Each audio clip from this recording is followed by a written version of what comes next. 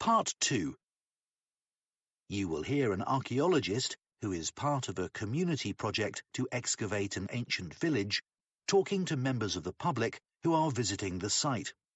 First, you have some time to look at questions 11 to 16.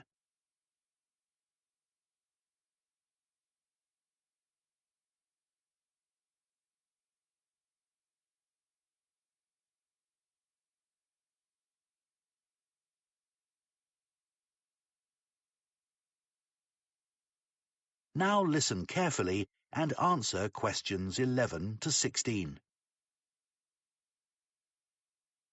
Hello, I'm Hayden. I'm one of the archaeologists investigating the site here at Bidcaster.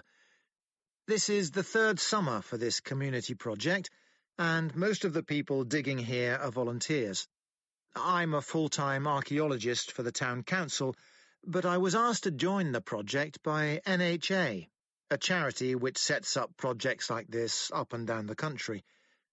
As you can see, we're next to Bidcaster Castle, which is great because the owners let us use their facilities. So, how did we get to where we are today?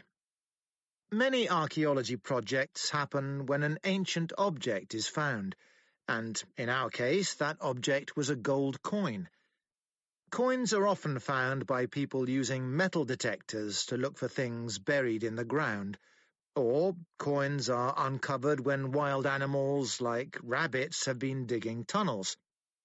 Here, a walker found it on the ground after a rainstorm washed away some of the earth and sand.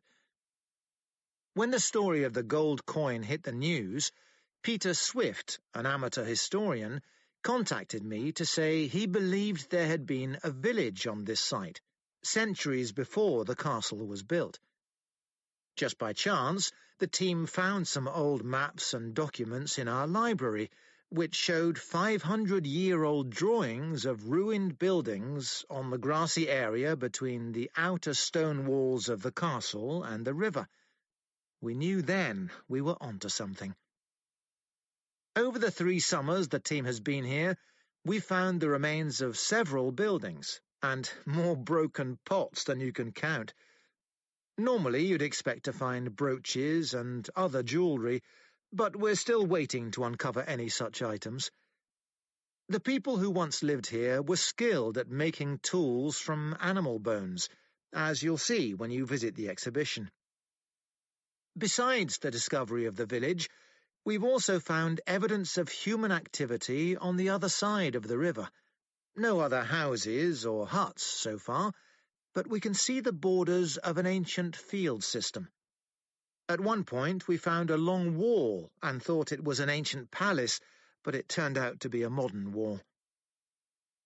This summer's work will end soon, but we'll be back next summer. In the meantime, we're putting on a series of guided tours for school groups this autumn. Oh, and maybe you saw the TV documentary about our project. That suggested the objects we've found are going to the town's museum, but we don't know that for sure yet. Before you hear the rest of the talk, you have some time to look at questions 17 to 20.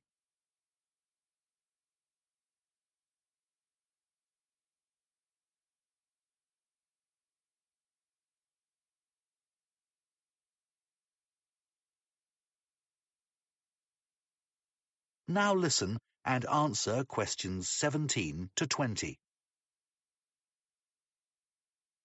When you enter the site, please make sure you keep to the paths at all times. There are a few other things, the highlights of the site, if you like, that I want to mention. Take a look at the map. Our present location is marked at the bottom. This year, we've identified the foundations of an ancient bridge. And it's really exciting today because a team of divers are in the river searching for lost objects. To reach the bridge, take the main path ahead of you, go straight on, and keep going till the path bends to the left. You'll see a smaller track leading off to the right. Follow that to take you to the river, where the divers are. You might be interested to see the rubbish pit. This is very near the castle walls in the northwest corner of the site. It actually dates to the time of the castle and not the ancient village. We found oyster shells and fish bones, and we assumed they were thrown from the castle kitchen above. One area we excavated in the first summer uncovered the site of a meeting hall. We knew it was an important building because it had 2 rows of post holes, deep enough to support a large roof. It's the largest structure in the central area of the site, next to the current excavation area. Last year, we discovered a fish pond in the ancient village. Normally, these were beside a river. The pond here is further away, but it's possible the river has moved slightly. Anyway, to get there from here, you turn right at the first information board you come to and follow the path into the trees. Before you come out of the trees, you'll see it on your right. If you reach the river, you've gone too far. So, does anyone have... That is the end of part 2. You now have 30 seconds to check your answers to part 2.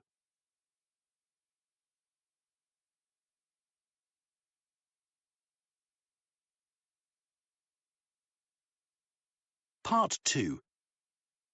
You will hear an archaeologist, who is part of a community project to excavate an ancient village, talking to members of the public who are visiting the site. Now listen carefully and answer questions 11 to 16. Hello, I'm Hayden. I'm one of the archaeologists investigating the site here at Bidcaster. This is the 3rd summer for this community project, and most of the people digging here are volunteers. I'm a full-time archaeologist for the town council, but I was asked to join the project by NHA, a charity which sets up projects like this up and down the country. As you can see, we're next to Bidcaster Castle, which is great because the owners let us use their facilities. So, how did we get to where we are today? Many archaeology projects happen when an ancient object is found, and in our case, that object was a gold coin. Coins are often found by people using metal detectors to look for things buried in the ground, or coins are uncovered when wild animals like rabbits have been digging tunnels. Here, a walker found it on the ground after a rainstorm washed away some of the earth and sand. When the story of the gold coin hit the news, Peter Swift, an amateur historian, contacted me to say he believed there had been a village on this site, centuries before the castle was built. Just by chance, the team found some old maps and documents in our library, which showed 500-year-old drawings of ruined buildings on the grassy area between the outer stone walls of the castle and the river. We knew then we were onto something. Over the 3 summers the team has been here, we found the remains of several buildings, and more broken pots than you can count. Normally you'd expect to find brooches and other jewellery, but we're still waiting to uncover any such items. The people who once lived here were skilled at making tools from animal bones, as you'll see when you visit the exhibition. Besides the discovery of the village, we've also found evidence of human activity on the other side of the river. No other houses or huts so far, but we can see the borders of an ancient field system.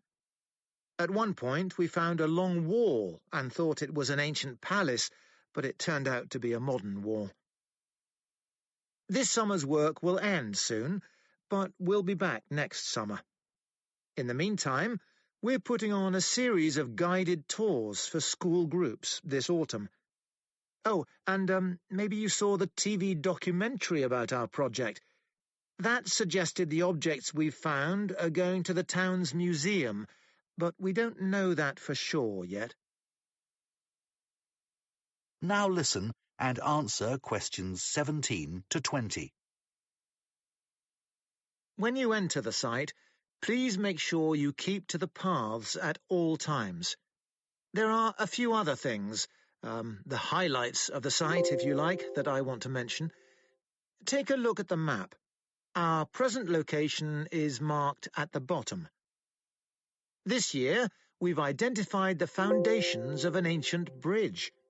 And it's really exciting today because a team of divers are in the river searching for lost objects. To reach the bridge, take the main path ahead of you, go straight on, and keep going till the path bends to the left. You'll see a smaller track leading off to the right. Follow that to take you to the river, where the divers are. You might be interested to see the rubbish pit. This is very near the castle walls in the northwest corner of the site. It actually dates to the time of the castle and not the ancient village. We found oyster shells and fish bones, and we assumed they were thrown from the castle kitchen above. One area we excavated in the first summer uncovered the site of a meeting hall.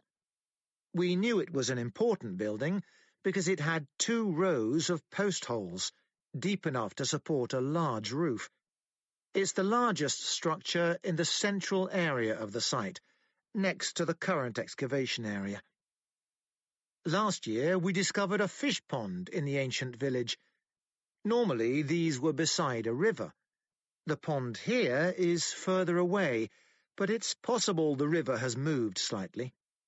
Anyway, to get there from here, you turn right at the first information board you come to and follow the path into the trees. Before you come out of the trees, you'll see it on your right. If you reach the river, you've gone too far. So, does anyone have... That is the end of part 2. You now have 30 seconds to check your answers to part 2.